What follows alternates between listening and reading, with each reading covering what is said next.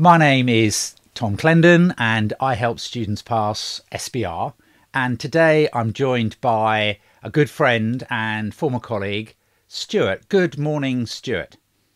Morning, Tom. Now, Stuart and I worked together for many years at Kaplan. I used to run the internal tutor training and I handed over to Stuart. And I knew that Stuart was a very safe pair of hands. And he is an expert. He is somebody who has spent a lot of time thinking and helping students pass exams. And so I'm excited that he's joining me today to think about his 5 best ever exam techniques. Is that right, Stuart? You're passionate about helping students pass exams, aren't you? I am, and I suppose, Tom, it comes from, and you've got the experience as well here, but it comes from the fact, and this is the sort of mantra that I think it sits on, is good students fail, and that's not fair.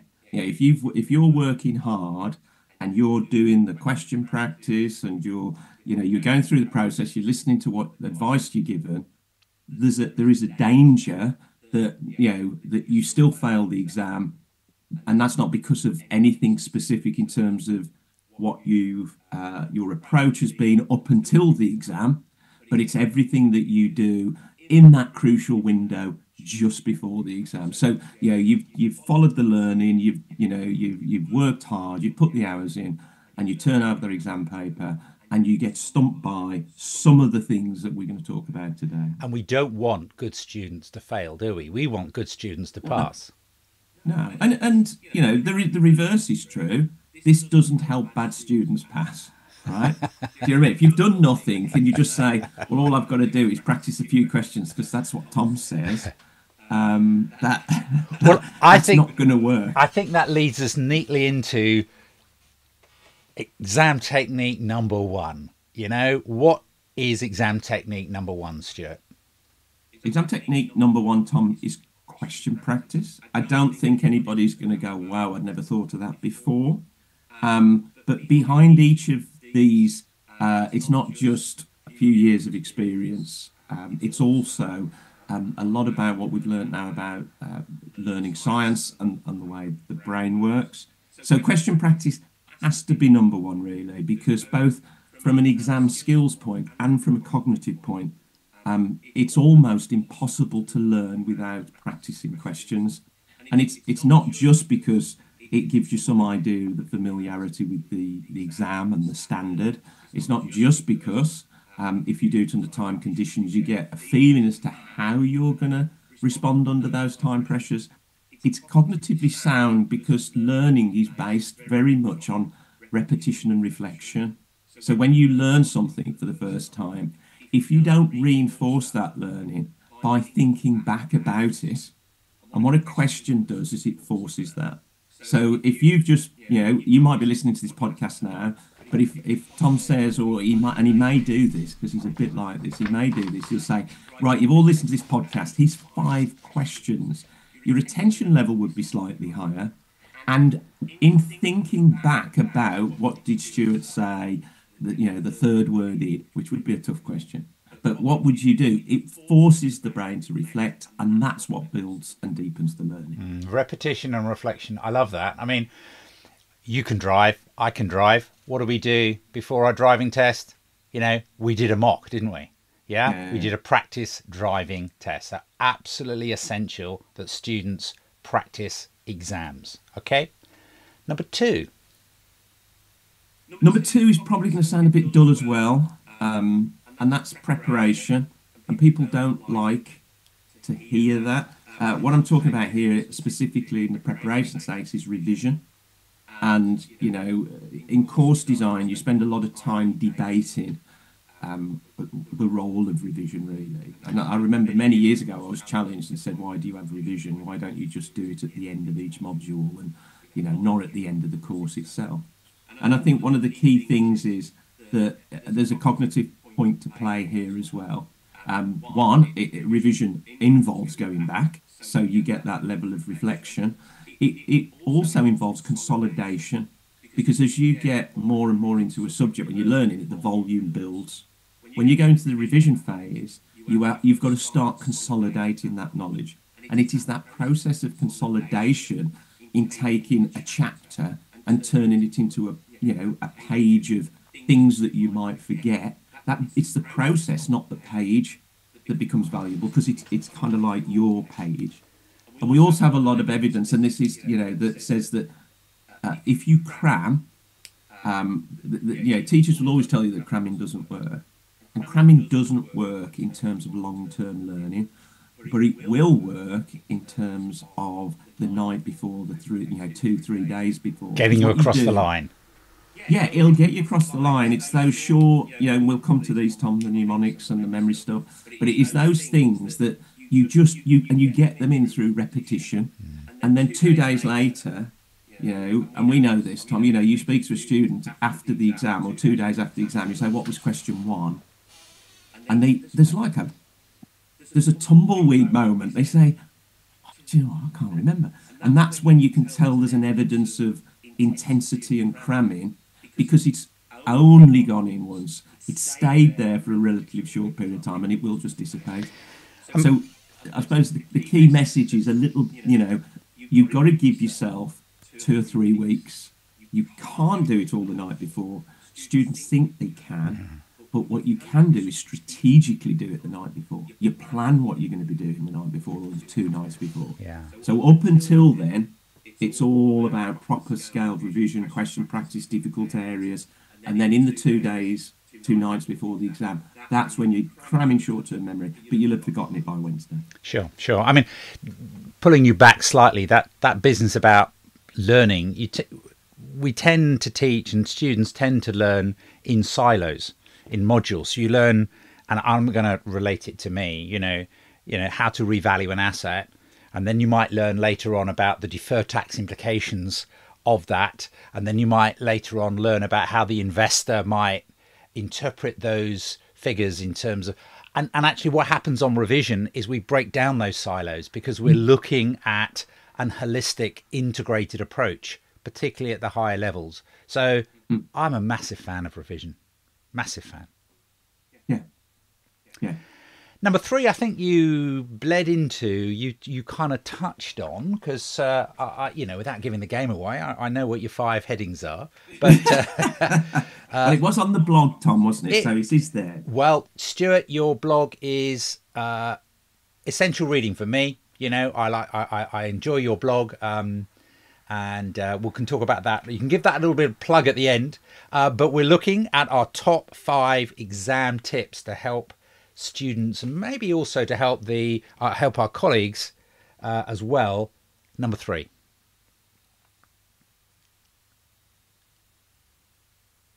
What is your number 3, Stuart?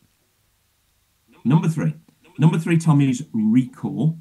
Sort of more easily thought of as memory techniques, and it works on the sort of simple premise that if you can't remember something, you don't know it.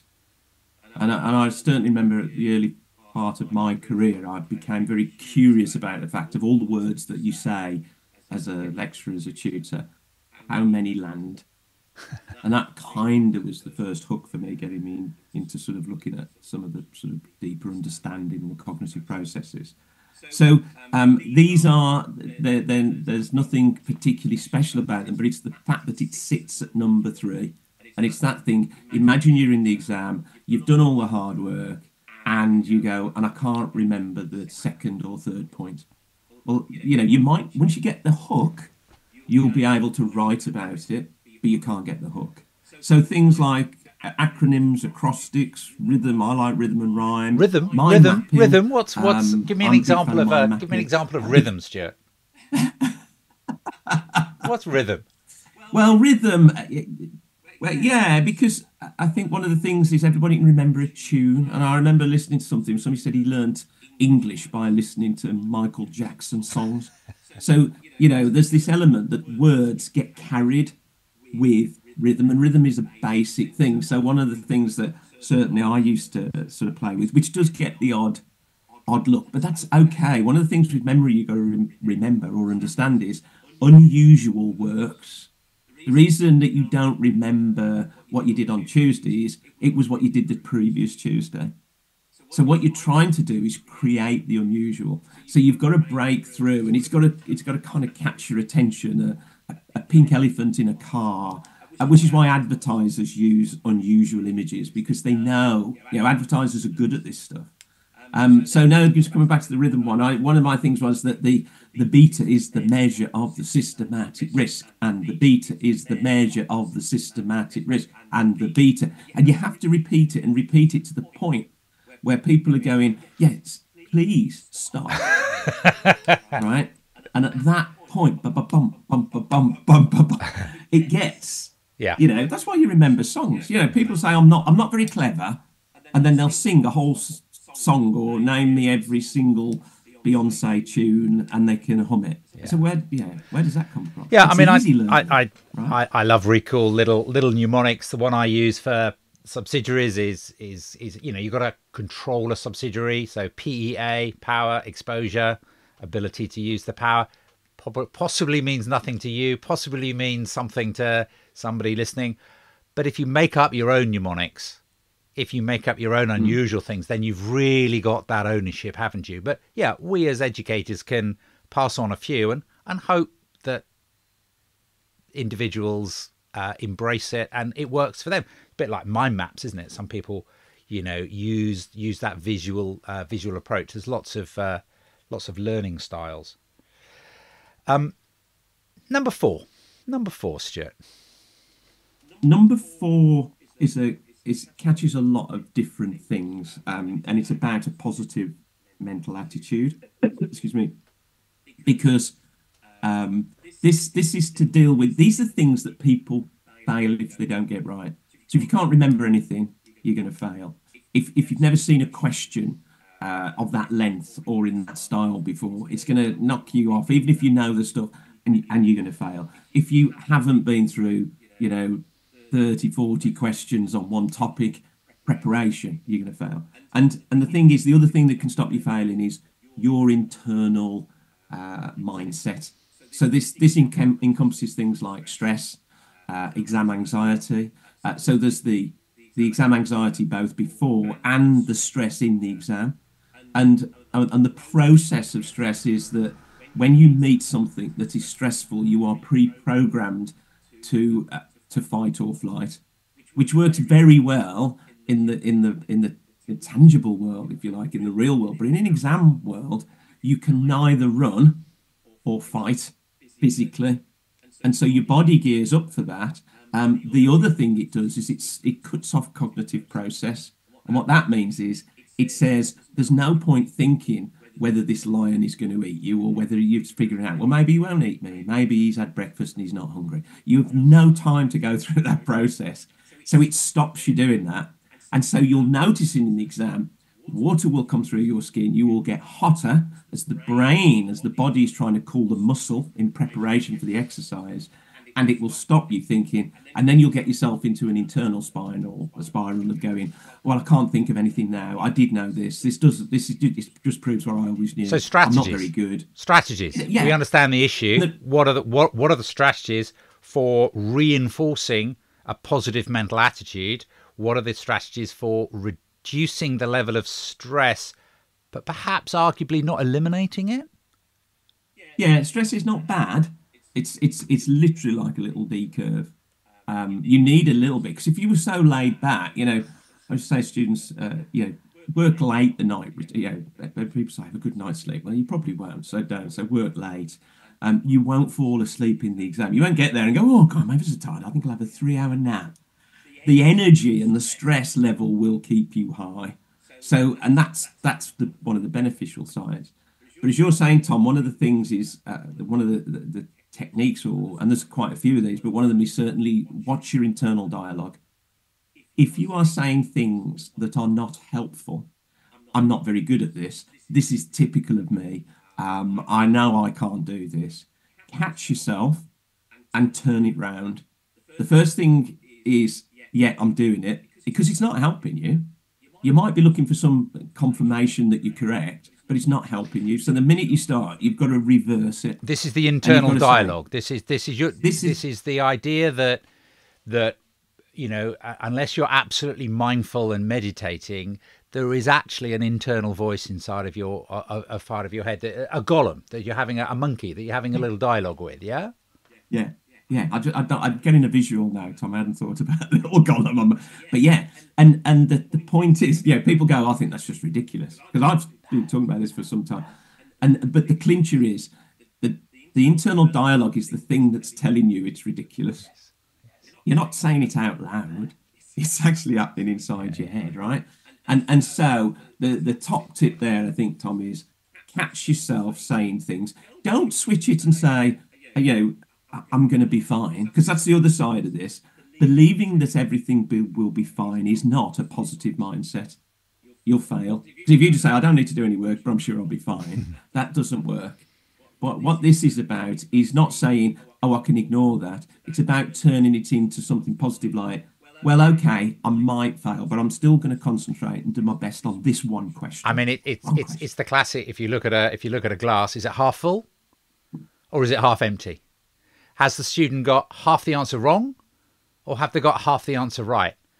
And on some level, it is useful to know what you've got wrong, and it is useful to be able to improve that. But on another level, if that glass is half full, that's 50%, isn't it? Yeah. And what do you need to pass the exam? Yeah. 50%. Yeah, I mean that's the general benchmark across the board. Yeah. So positive mental attitude. Yeah, we're doing exams. We're not doing open heart surgery here. And I'll give you, just jump in there, and one thing that I've found really useful is somebody called Carol Dweck. She's the one of the key people behind positive mindsets and things like that. And she's got a lovely saying. She's an educationalist, and she says, "I can't do this yet." Yes. You add the word "yet" at the end. I can't speak French. Yet. Yeah. I don't understand deferred tax. Yet. Yeah. It's fantastic. Yeah. Because we'll get. And that's what we mean by positive. It's not saying, I have a good night's sleep and I'll understand deferred tax in the morning, I'm sure. Yeah. It's the fact that you're saying, I can't yet. Yeah. I don't understand yet. Okay. Good. Thank you, Stuart. Number 5 on this little list, I have my own little acronym for, which I'm sure I'm going to drop in, but I think you're just going to deal with it head on, aren't you? Number 5? Yeah. Number 5, time management. Once again, being influenced by this "what will stop you passing" type thing.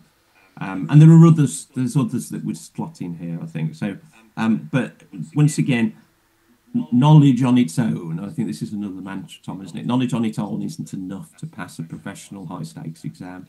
So it is no good knowing everything if you don't move on from question one. That's why we love revision, because I see the tuition phase almost as a sponge. They're soaking the information in. It's getting in their head.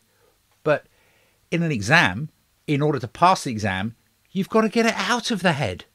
You've got to get it down. I'm going to say on the paper, and we all know that it's not on paper, but you know, old language. They've got to get it down. They've got to answer the question, and not only have they got to answer the question, which means applying their knowledge, but they've got to do it. Oh, on time. Sorry. Bad. What's the secret of a good joke? Timing. Sorry. Yes, on time. Time management. I thought you were using the pause to just dramatically, but you were waiting for me. Sorry. That's all right. We'll have to do it all again. No, time management. So yeah, time management. Time management, is and you learn it through the question practice. Yes. That's where you do it. You can't read a book that says, or listen to you that says, Tom says time management is important. I made a note of that. That doesn't, you know time management, because the thing is it's easy to leave a question you can't do. It's very hard to leave a question that you think you can do more. Yeah. And you've got to practice that. You've got to practice that. I mean, how did Usain Bolt get fast? How did he get faster? I don't think it was by, reading books.